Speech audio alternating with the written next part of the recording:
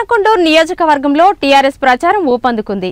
గ్రామాల్లో పార్టీ నాయకులు కార్యకర్తలు ఇంటింటా ప్రచారం చేస్తూ ఓట్లు అభ్యర్థిస్తున్నారు. తిమ్మాపూర్ మండలంలో గ్రామానికో ఇన్ఛార్జిని నియమించి ఉదయం సాయంత్రం పూట ప్రచారం నిర్వహించేలా సూచనలు సలహాలు ఇస్తున్నారు.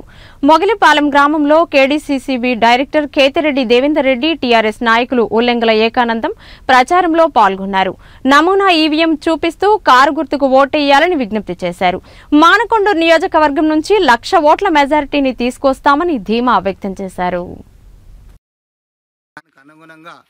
మరి కరీంనగర్ పార్లమెంట్ కాన్స్టిట్యున్సీ మానకొండూరు నియోజకవర్గం తిమ్మాపూర్ మండలంలోని మొగిలిపాలెం గ్రామంలో గౌరవ ఇక్కడ ఇన్ఛార్జ్ అయినటువంటి కేతిరెడ్డి దేవేందర్ రెడ్డి గారి ఆధ్వర్యంలో ఈ 3 రోజుల నుంచి ఇంటింటి ప్రచారం కొనసాగుతూ ఉన్నది.